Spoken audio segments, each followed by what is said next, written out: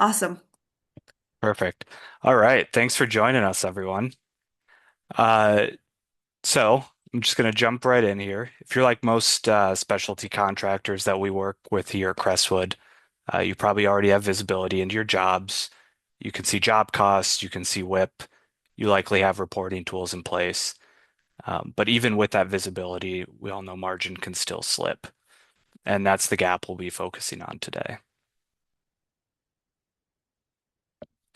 But first, who's actually talking to you today? So my name's Parnell Anderson, account executive here at Crestwood. My background is in the ERP space, so I started my career with Epicor. I worked for Oracle NetSuite, both directly and for a partner. And now I work here at Crestwood Associates. So I specialize in working with our construction and manufacturing clients, evaluating Acumatica primarily, but also some Microsoft Business Central. I also have Lori Bolsinger with me today, and Lori, I'll let you do a quick introduction as well. Sure. Hello, this is Lori Volsinger. I have been working with Crestwood for 6 years as a solution architect. I've also been in working with Acumatica for that same amount of time, but I have been in the technology industry for nearly 30 years. So I am the technical resource on the sales team here at Crestwood. So I will be demoing part of our Acumatica solution a little bit later today. So thank you, Parnell. I'll turn it back to you. Yep. So Crestwood has been in the ERP space for about 27 years. We started as a Microsoft GP and SL shop. We still have a large Microsoft GP practice today, but most of our clients are moving over to either Microsoft BC or more predominantly Acumatica. But what really sets us apart is that we aren't just implementers. We have a dedicated in-house development team here that builds native Acumatica products, specifically built to close the gaps in standard project accounting. So the solutions we're showing you today weren't just built for fun, although I think our development team did have fun building them. They were developed by our team to solve real-world issues like margin erosion and cash flow issues that we see every day. So this means you're getting more than just software, you're getting a framework built by people who understand a construction project from bid to final payment. I'd also like to take a moment to highlight a few of our current Acumatica clients in the specialty contracting space. The common thread we see here is a need for better visibility, better control across job costing, billing, cash flow, etc. When systems are processed and connected, organizations are able to operate more efficiently and protect margin more effectively. And that's exactly what we'll walk through today. So our objective for this session is to bridge the gap between simple job cost visibility and true cash flow control. Most contractors can see their costs, but seeing them is not the same as actually protecting your margin. So we'll look at where profit typically leaks across billing and AR. I'll show you the specific controls from Crestwood's products that are built in Acumatica, and we'll wrap up with a live walkthrough showing you exactly how to move from a standard bill all the way to cash in hand. But before we talk about solutions, let's ground ourselves in what's actually happening in the industry. Cash flow is consistently reported as the number one challenge for over 60% of contractors. And what's interesting about that is that most of these organizations do already have some sort of reporting in place. They have their job costs and their WIP, so why is cash still a challenge? Oftentimes we see this coming down to a process issue. So between delayed payments, manual AR tracking, many firms are extending their DSO by 20 days or more, simply just because they're reacting to old spreadsheets. Even when the money does arrive, teams spend up to 30% of their time simply matching payments to invoices. These small inefficiencies across billing and collections can compound, creating a massive gap between the work you report and the cash you actually have. So, what happens if these process gaps are not addressed? It moves from a inconvenience to a real financial risk. Margin loss rarely comes from a single major disaster. It's more the result of Small breakdowns, a delayed invoice here, a missed follow-up there. This all compounds over time. So when your billing is inconsistent and your collections are reactive, your finance team stays trapped in this cycle of chasing information. So ultimately, if your cash is tied up in manual reconciliations, your growth is constrained by your own working capital. You can't take on any new projects with confidence if you can't predict the cash flow itself. So the bottom line is simple. What you can't control, you can't protect. And that lack of control is exactly what ends up eroding your hard-earned margins. So I'm going to guess most of you today have solid visibility into your job costs and WIP, but the reality is that job cost simply tells you what has already happened and doesn't really control what happens next. And that's where your margin is actually won or lost. Even with 100% visibility, your profit erodes if your billing is inconsistent or your collections are reactive.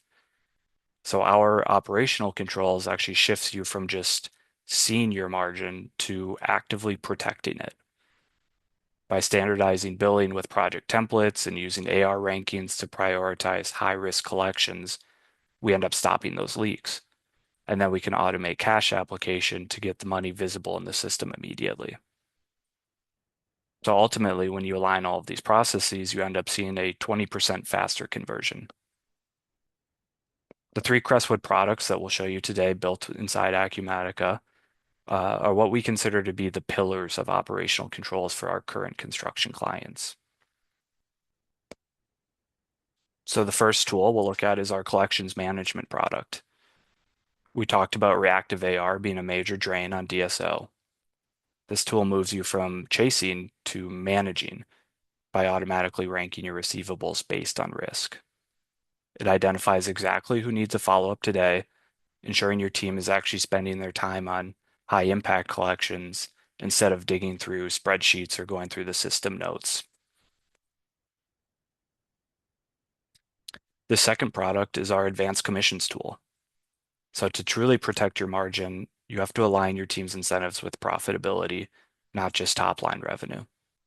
Our advanced commissions tool automates those complex structures, thus ensuring payments are tied to both the actual cash collected and the margins you've been working so hard to maintain. It moves the conversation from how much did we sell to how much did we actually keep. And our third product is our brand new AI-driven ACH auto match. This is where we actually solve the cash application gap. Instead of your finance team spending your time manually reconciling payments, this tool uses smart matching to apply ACH remittances directly to the invoices. It removes that final day between receiving cash and actually seeing it as actionable capital within your system. And with that, I'll hand this presentation over to Lori for a demonstration of said Crestwood products. Why, thank you. And give me 1 minute to find the proper screen that I'm going to share. And Parnell, can you let me know if you're seeing my construction project manager dashboard? Yep. Perfect. All right. Thank you. Well, as Parnell said, we were going to focus on a couple of things. Number one, we were going to focus on some out-of-box Acumatica tools before we get into the extended Crestwood products that we talked about. Project billing becomes very important. We want to make sure that we are billing our customers on time. And some fabulous ways to set up projects within Acumatica is by using project templates. So I'm going to come in and I'm going to start with the project that we're going to be looking at here as we talk about project billing in here.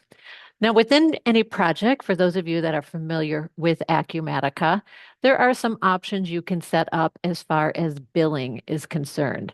Your billing rules is where this all starts in here. We have lots of different ways and a very robust billing rule options within Acumatica. We can support progress billing, time of material, cost plus, a fixed price, or you can create your own billing rules. When you create your billing rules, you can resave the same type of billing rules that you use over and over again in the system to help you with your billing. So if I look at any of these billing rules, and I'm going to come into one of that I saved in my favorites in here so we can take a look and drill into some of these billing rules. A progress billing rule becomes a very simple billing rule in the system because when you pick a billing type of progress billing, this is saying that as I progress in my project or as I finish certain milestones, that I will be ready to start billing the project. So many of your project managers are already handling this. So when I am defining a project billing rule, basically what I'm just defining in here is what do I want those invoices to say? I can put an invoice description formula and a line description formula for there. Now I know this is a Velixo webinar, so we're all familiar with Excel that's on here. Creating these formulas are very similar to creating formulas in Excel, except instead of referencing cells, you are going to be referencing fields in Acumatica. So anything we see in a square bracket is a field in Acumatica. This is actually a formula that within Acumatica they call the expression builder to create these formulas in here. But if I'm saying, how do I know what those fields are? Well, you do have some nice little incentives to help you walk through this. Like I want to see all of my project fields, and I'll get a little list of all of them here as well. So the point is, I'm not going to teach you how to set up these fields, but if you're familiar with Excel, they're very similar for that. Let's take a look at a more complex billing rule, a time and material project billing rule. With the time and material billing rule, I can set up various steps. And within each step, I can define the cost that I'm incurring on the project. What type of cost? We call those an account group. These are things that you will define in your system based on what kind of costs are happening or what gets posted to the GL. You will group those GL accounts into an account group. So now I say if a cost hits that belongs to this travel account group, then not only am I going to say what happens on the project, but this line amount formula becomes very important. That is the billing it's going to do. So what this is taking is my project transaction or my cost amount, that's a travel cost, and it's going to do a markup of 1.1%. If I look at labor, I have a different formula. We can also look up prices of those labor non-stock items. So we can keep track of pricing tables in Acumatica. For subcontractors, I'm doing another type of markup and so on and so forth. But the point is, as long as you have these billing rules set up, once you set up these billing rules, you are probably using the same billing rules over and over again. And that can further be seen within what we call project templates. You probably have the same type of projects that are repeatable projects. I do the same type of projects. I'm doing the same type of billing. So we can be setting up these types of project templates as well for repeatable projects. You can define things like the tasks on the project. You also define your billing rules on the project. If I start looking at the tasks of this project, this is a 16 phase project, or these we call sometimes your work breakdown structures, but I'm defining all of that. I can even put in some revenue budgets and cost budgets, but the point is using these project templates eases the creations of new project, and you're already going to assign those billing rules to those various projects. So be aware of that too. So it will simplify your billing. I'm going to head back to that project that we worked on before, that we had been looking at before, our condo beach project, and we're going to go through an example of billing. Now, this is a progress billing project. So as I'm working through as a manager, a project manager, I am getting some information about our revenues, our costs, our various tasks. I can see here that 6 of my tasks are already completed. But I might want to look at my revenue budget. I might find that for task number 7, our thermal and moisture protection task, I'm hearing that we are completely done with that phase of the project. As a project manager, once I realize that's the case, I can move this completion to 100% complete. Once I do, up at the top, I now have a pending invoice amount. So we are ready to start running that project billing. Now, as a project manager, if I'm ready to bill this, I can just hit run billing right away. There are ways this could be automated. If we like to wait to the end of the day or run project billing at 3 o'clock in the morning, we use what is we can automate that to happen as well. So we can use that functionality in here.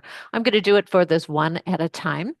I did have an option underneath that project billing to create a pro forma invoice first.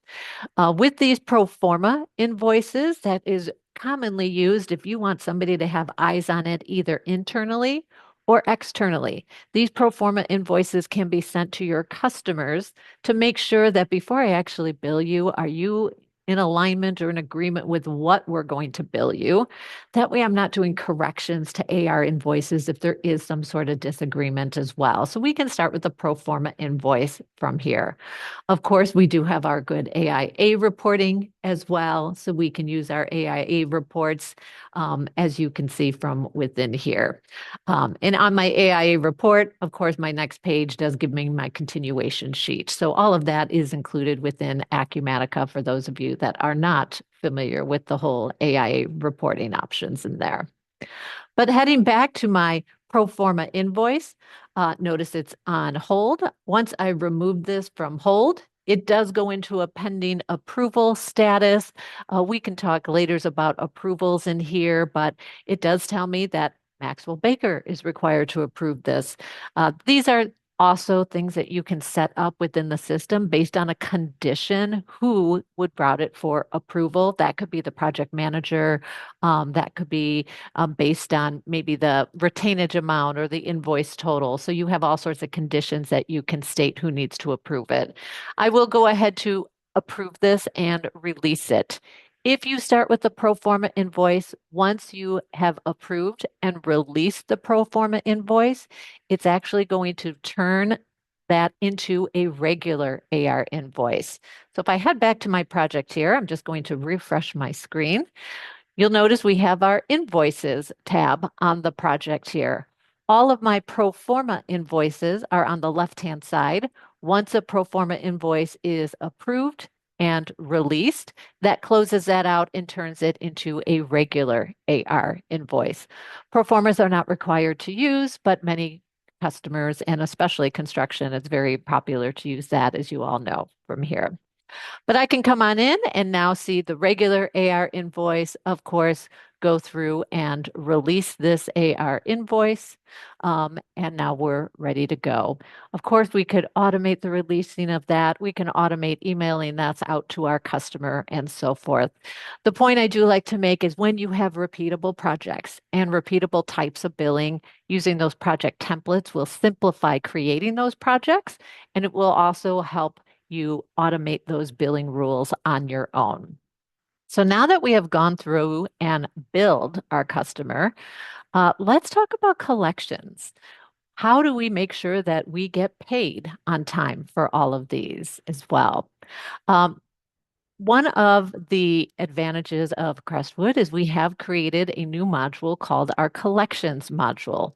The collections module is right within the Acumatica framework, so you never have to leave Acumatica in order to help you with this process.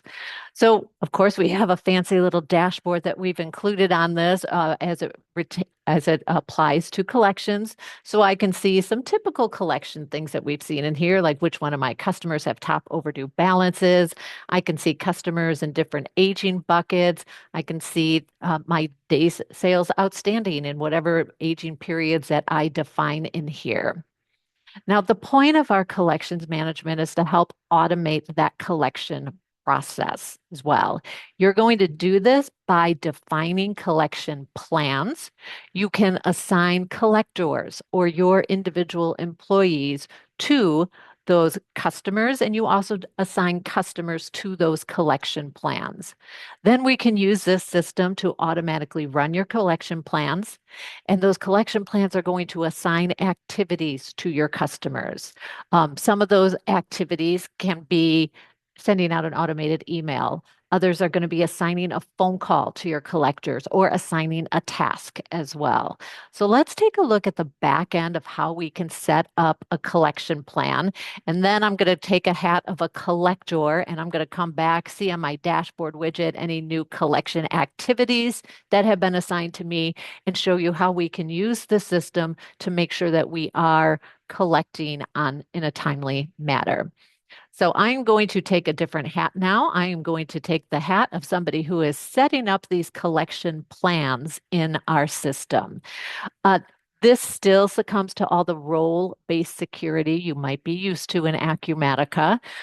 So do be aware that even though I'm wearing a lot of hats, your collector is probably not going to see these setup screens that I'm about to show you in here on how to configure plans. They will be seeing the screens as it relates to the activities that they have to do. So I'm taking on more of an administrative hat at this moment. The first part in setting up your plans is almost every plan involves some sort of automated email. We have email templates in Acumatica. These are the same email templates that are you know and love in Acumatica. If I'm automatically emailing out my AR invoice, you have set up an email template of some point. You're going to use this same functionality to set up your collection templates in here. Again, I'm not going to show you how to create these templates, but the point is just showing you a couple that I created in here. I got them creative. I just have two of them in here. Collections one template is just a template reminding somebody that your invoices are coming due soon. Notice I can add some things in here like those Acumatica fields in here. If you're not familiar with adding items to templates, you can add some data fields in here, such as when I'm sending out the invoice, I want to include the invoice number, the due date, and the document balance. So we can set up these invoices and include some of those fields here as well. So my first one is just a friendly reminder that you have some invoices coming due soon. I have a second one that says now you're actually overdue. You have some outstanding invoices. Set up as many of these as you would like, because typically if somebody's just a little overdue, you're going to do that friendly reminder, this was due. But as I get further on, you can be a little more pointed in your messaging. So create as many of these templates as suits your business. Once you have an email template set up, you are ready to set up a collection plan. This is the screen we use our collection plans for. You can define as many collection plans as you would like to. I got very uncreative in my demo environment. I created a bad customer plan and a good customer plan. Let me go ahead and start with the good customer plan. The first thing you can define in any plan is the plan minimum. It has to be a minimum of $100 that they owe before I'm even going to bother. I'm not going to bother trying to collect, little $5 and $10 overdue invoices. It has to be a minimum dollar amount. Then you can define steps. Each step in your plan, you first define an aging bucket. How far overdue are they? So in my first step, they are actually negative 15 days overdue to today is the due date. So technically they're not overdue. I also have the option to define a grace period. Now, in my demo system, I always keep that at 0 because sometimes I do multiple of these demos in the same day. But in real life, you would always want to put in a grace period because most people will automate running these collection plans. So if somebody has an AR invoice due in 15 days and I send them out an email today and I run these plans automatically every day, do I want to send them an email tomorrow and the next day and the next day? Probably not. You probably want to put in this grace period saying, after I send them the friendly reminder, if they still haven't paid that invoice, 10 days later, you can send them another friendly reminder. So use those grace periods as well. The action is what action is going to occur. Am I going to send them an email? Am I going to do both an email and a task? Do I want to assign a task or assign a collector a phone call? We can just have a note, or for anybody who's still using faxes, yes, we could even say go ahead and send them out a fax. If you are using an email, you will need to pick one of those email templates. And here I'm picking that first template we talked about with invoices coming due soon. The report is the attachment. What is going to get attached to this email? There are two different report types in here. The customer report, that would be as if you wanted to add the customer statement to it, or there is an invoice report. And you can choose to just attach the invoice that is within this step or this aging bucket, or you can say, go ahead and attach all open invoices for their reference. So you get to choose between the two. And if you are choosing the AR invoice report, of course, these are the various report formats that we have in here. My second step is now they're overdue, 1 to 59 days overdue. At that point, I'm going to assign a phone call to a collector. If you have a phone call, this is an internal note that you will be giving to your collector. And then you can even designate how many days they are required to follow up with this phone call. So that's my 5 days. My third step, they're now 60 to 90. At this point, I'm sending them another email, and that's that second collections one saying you are overdue. And we can do the same thing. So we can go on and add as many steps as we would like to. So that's a sample of one. My bad customer plan. I'll just briefly go through that.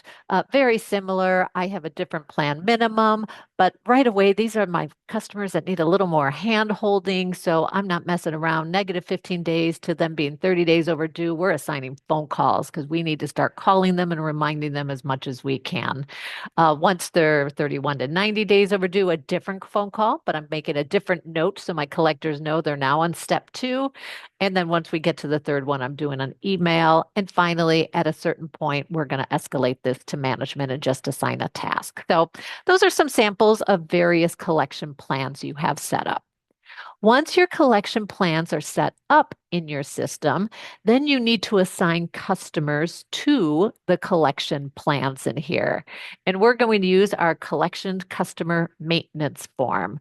So I can add any new customer here. I can state what customer it is and what plan that they belong to. Note, I have this button up here. Typically, when we start implementation, we're just going to upload this from an Excel spreadsheet so that we can update that in mass too. Once customers are assigned to collection plans, you also want to assign your collectors, so your internal employees that you are going to designate as collectors. These will be their login names to Acumatica, and you also assign them to customers. And yes, we can also import that data here as well. Now, I know that looked like a two-step process. There is another screen where we can do them both in one step. We call it the collector customer import, where we could assign a collector user ID, what customer they are assigned to, and what plan we're assigning the customer to. So that does not need to be a two-step process. Now we have everything set up that we need to do. So let's go ahead and run our collection plans. So within our system, we can go through and say, let's start a new collection plan. This is when I could select the plan. And once I have this plan selected, I can go through and calculate the plan. This is going to look at all of the customers in the bad customer plan, look at their open AR, and it's going to give me a list of all of the customers, what plan step they're on, what activity type that would be. And of course, up here at the top, I can see a summary of all of this. I did mention before, this could be automated, so nobody has to manually come in and do what I just did. We could system automate that. But some of our users of the collections module decide they actually would like a real person to overlook this because I might know, oh, we actually just talked to Art Cages a second ago. I don't want to go ahead and assign another phone call. I did just talk to them. If a real person knows that, they could select some and delete the selected lines. So note, you can have somebody overlook this, or you can automate this and then choose to execute the plan. Executing will create these collection activities, including the email, the assigning the phone calls, and assigning the tasks. So that is your second step. You would do the same thing for every single plan that you have in there. Go ahead and save them, calculate, and then execute the plan. Once those are all set up, I'm going to head back to my collections dashboard in here. We now see I have my open collection activities in here. So if I were a collector, now I'm going to wear that hat. I'm done administering right now, and I'm going to be a collector that got assigned to these activities. My dashboard will probably be my first place that I'll see up. I now have some activities that it is time for me to start working on. So let's go ahead and work on some of these activities. I could get through it through my dashboard. I will also have a collections manager workspace where I might want to see my list of collection activities from in here. Now, within my list of collection activities, I do have a couple saved filters in here. I am opening this up with just mine. I defaulting to my open activities that have been assigned to me. But if I am more of a manager who is overseeing all of my collectors, I might want to see all activities assigned to every single collector, which ones are open, which ones are completed, and so forth. I can then see my completed activities and then collection emails that I don't have to do anything with, but that's just a good kind of FYI in here. But this will be my main screen that I would use as a collector as I start working through. So here's what I'm going to look at. First, I will open up my first collection activity in here. I'll be able to see the customer that it was belonged to. And right in here, we have added something with our customer contacts where you can designate which contacts are your collection contacts. And you can also designate which one is a your primary one. So you might have more than one contact that you're going to designate as your collection contact in here. Now, it doesn't look like I have a phone call for Jerry. If I did, that would show the phone call right in here immediately, but then I would know what phone I had to call. So there's a couple things I could do as I'm making a phone call. One thing that I could do is just make little notes in here. So I might want to say things like, left a voicemail or whatever I want to say. There is this whole big screen. I could type in War and Peace if I wanted to, but I can make collection notes. Collection notes are great, but the problem with the note is it doesn't allow me to do any kind of analysis. Why are the majority of my customers not paying on time? So we have also created something called a reason code. You can set up and configure as many reason codes as you would like to. Often when I'm talking to a customer, they are giving me a reason why they are late. Is it a cash flow was there something damaged? Were they having did they just forget? They're having an invoice dispute. What is it? Because if I'm finding a lot where because there's a dispute about the invoice, is that something that we could correct or improve on as a company? So that analysis or these reason codes will help me do some postmortems a little bit later to say why are our collectors or why are collections not working.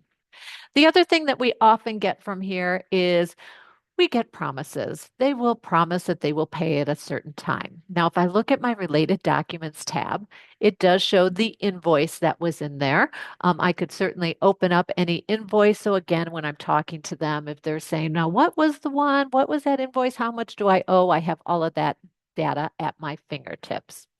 But we will often also have a customer who wants to make a promise to us. I promise to pay by a certain date.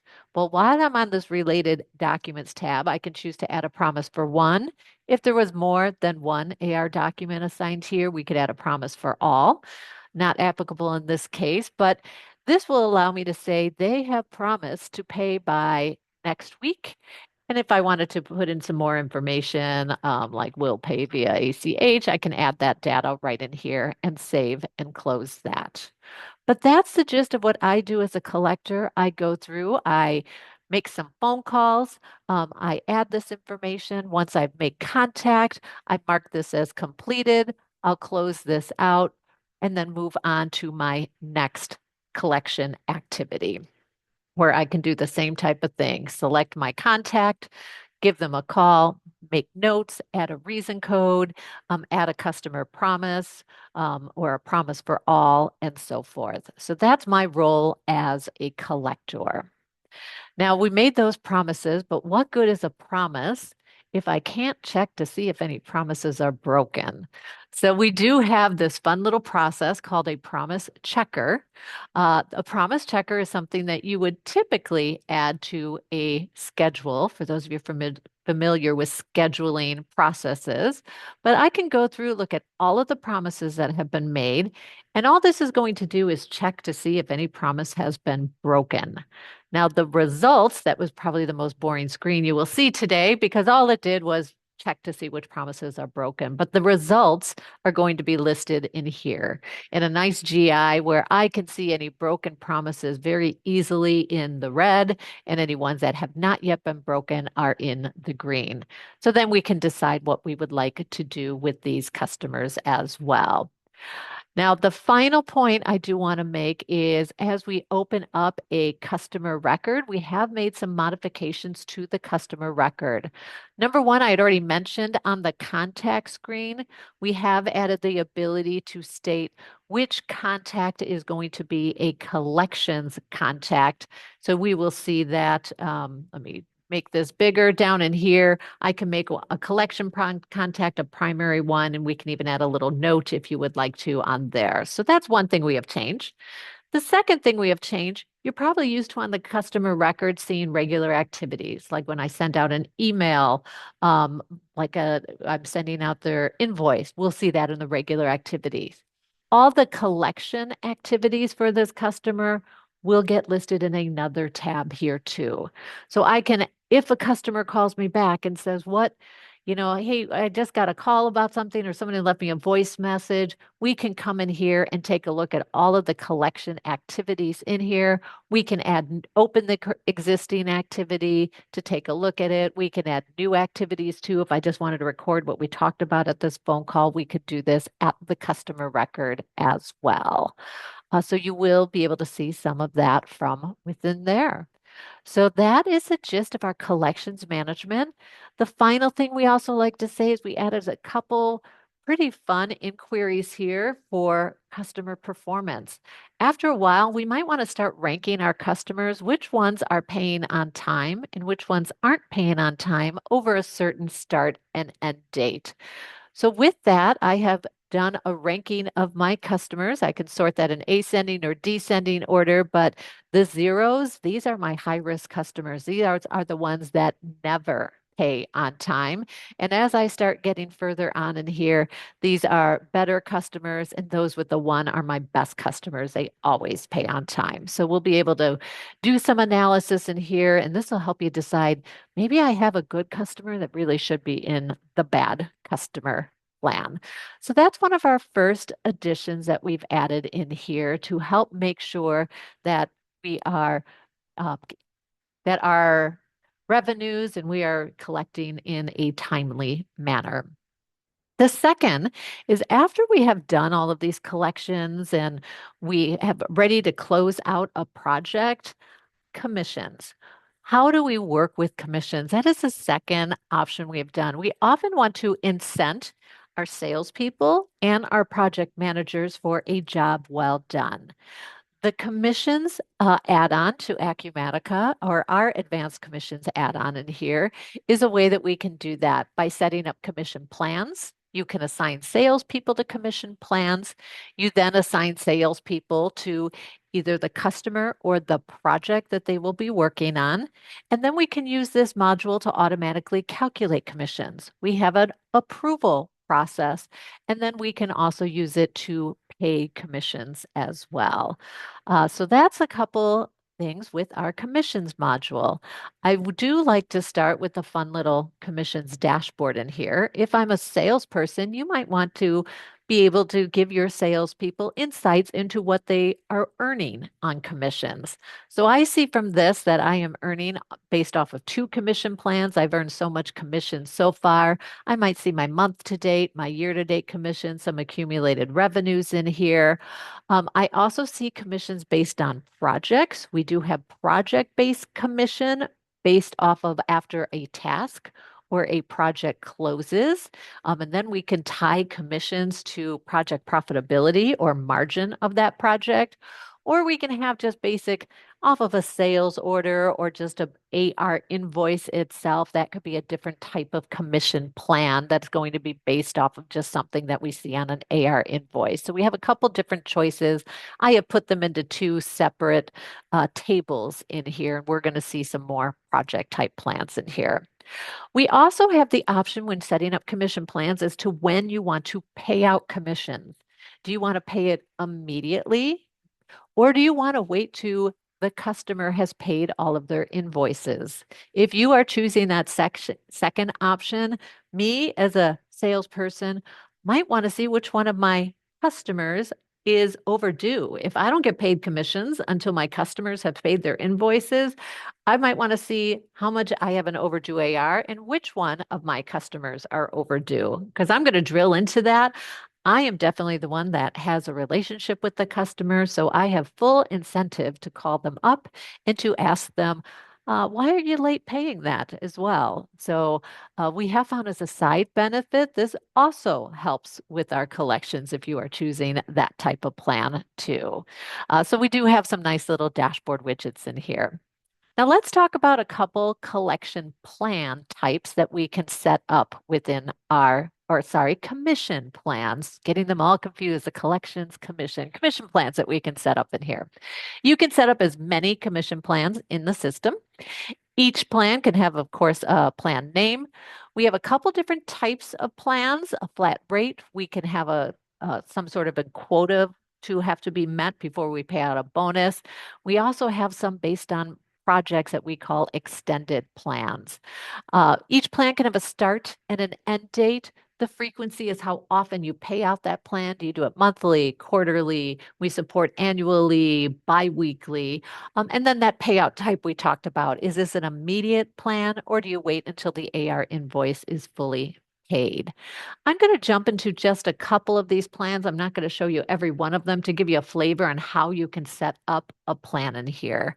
Now, this first plan is really based more off of what's on the AR invoice. So if you have a salesperson that after they sell something, you're going to give them just a flat percentage off of, something on the AR invoice, like we're going to give you a flat percentage off of any materials that are sold for this project. That is something we can set up in a commission plan. Now, there's a couple ways we can set up the commission plan. Remember, we talked about the expression builder as we were discussing creating those billing rules in the system. Well, the expression builder is native to Acumatica. We are taking advantage of that native functionality to help you build out these commission plans as well. So the expression builder is one way that I can use to build those out. So again, very similar to Excel formulas, except instead of referencing cells, I'm referencing fields in Acumatica. So in my plans, I can add as many rules as I would like to. Each rule, you use the expression builder to state a condition. And if this condition is met, then here is the calculation that will be done. So I have said on that AR invoice, if that inventory ID, technically the left three characters, the first three characters of that inventory ID equals toy, do this calculation. I'm going to take the price of this, subtract out any cost of that material, and then put in some sort of percentage. Or we can have it equal to a full inventory ID. So that's a sample of one type of plan. Second type of plan we can set up is a quota type plan. And that means some sort of quota has to be met before we're going to pay anything out. So we can have some, I'm basing this off of revenue in here. You can say, what is the calculated result of value? I'm looking at the extended price or my revenues on there. And once they've hit certain values in revenue, then they can get out a little incentive or a bonus. This third type of plan, instead of using the expression builder, it's using a generic inquiry instead.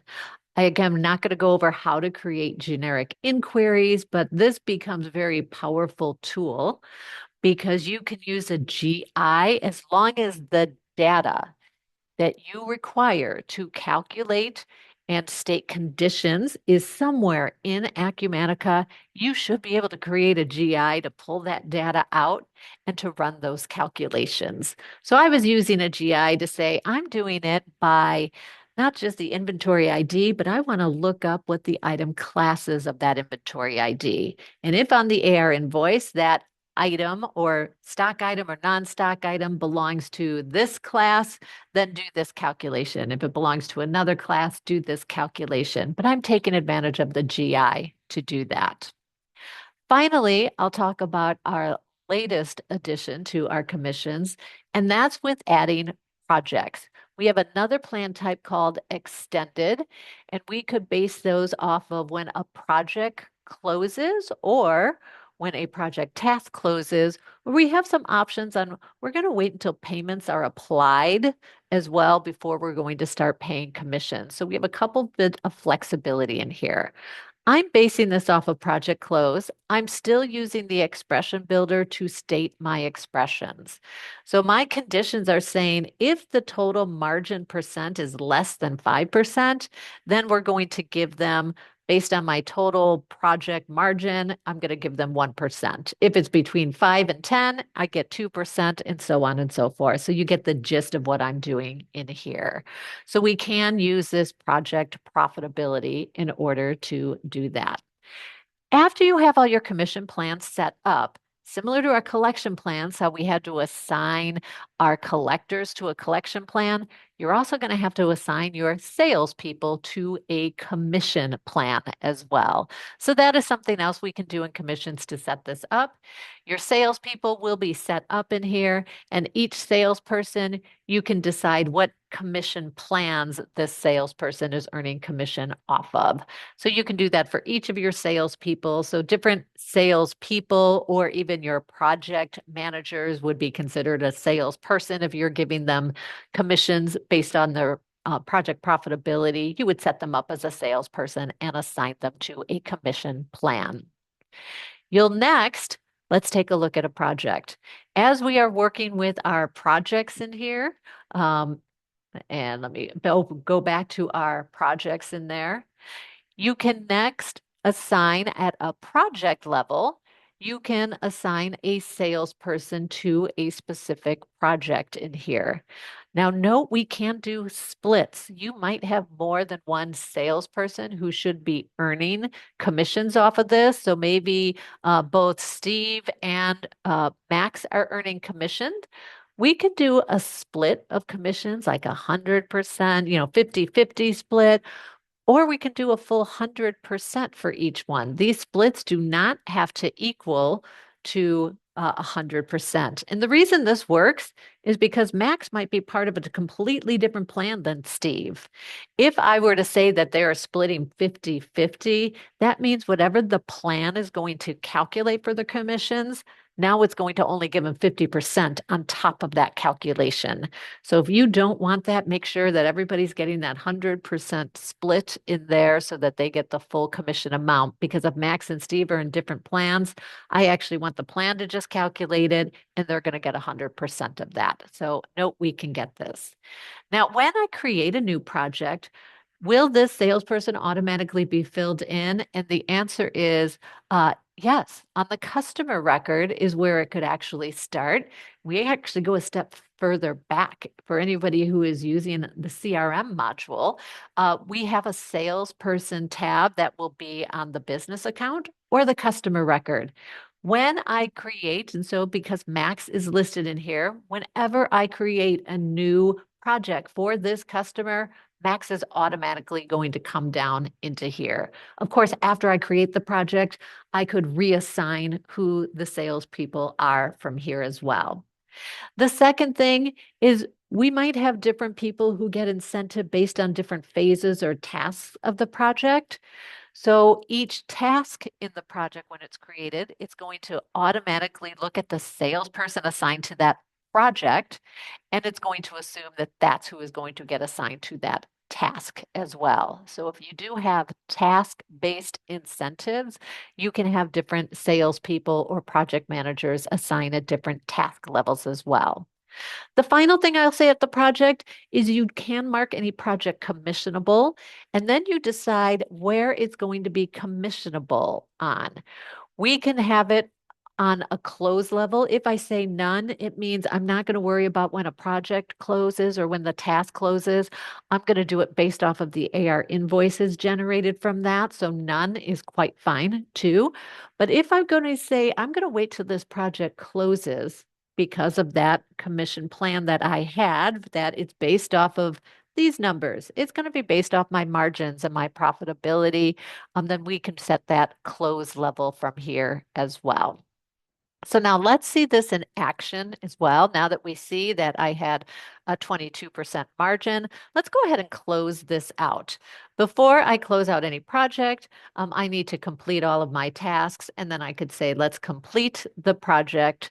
And once we've completed it and somebody has gone through and said, yes, we're ready, let's close out the project.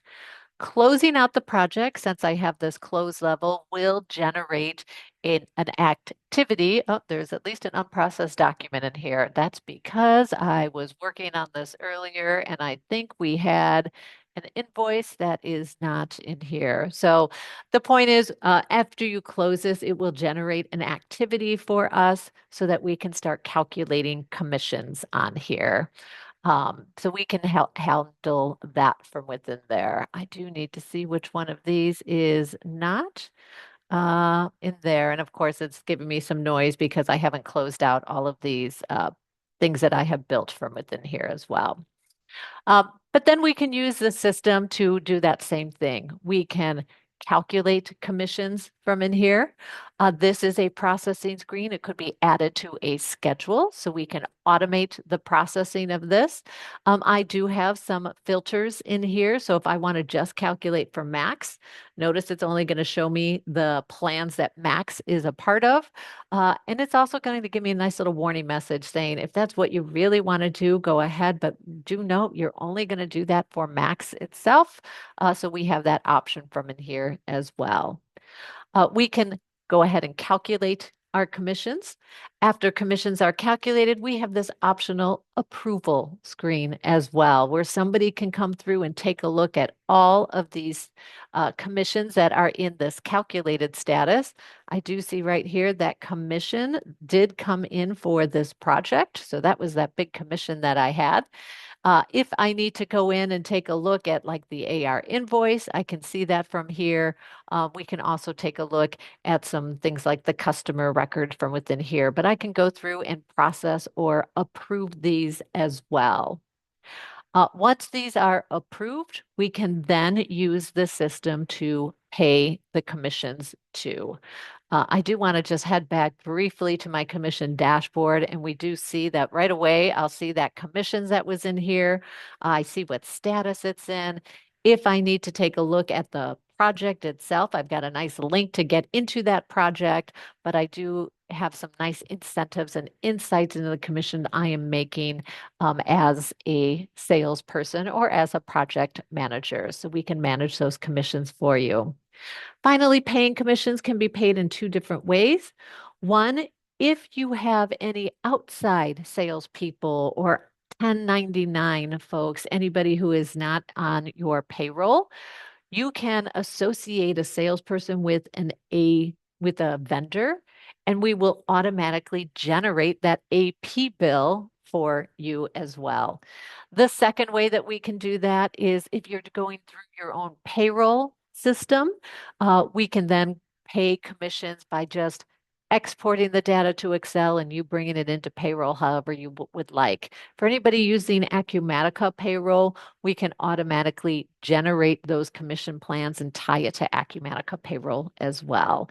So that is the full gist of, and I think we have 1 minute left. I know we started a few minutes late, but that is the gist of our incentives that we have added here. So Parnell, I guess I'll turn it back to you. Perfect. Thank you, Lori. You're welcome. All right, so I'll go ahead and share my screen again. And if any of you folks would like more information on the collections management tool on advanced commissions, you can go ahead and scan that QR code there. We didn't touch too much on the ACH auto match. Wow, long day. But you can scan that and get some information as well. And those QR codes will have product sheets, use cases, etc. And then I also have a margin protection checklist as a resource. Again, a QR code you can scan here. So if you're looking to start an audit on your own processes, you can use that checklist to get started.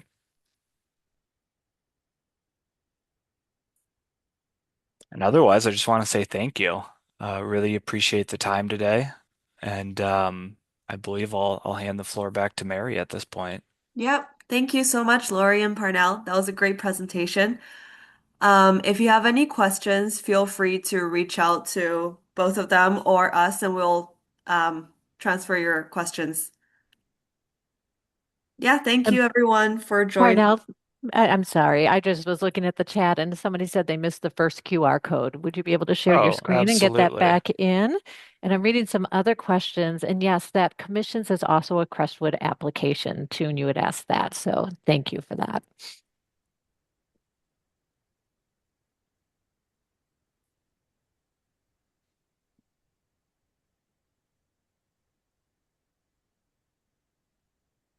Perfect. Since there's three QR codes, people might need a second here.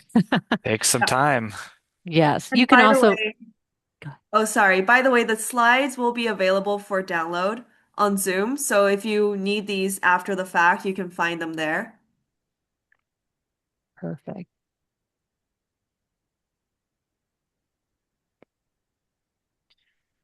Perfect.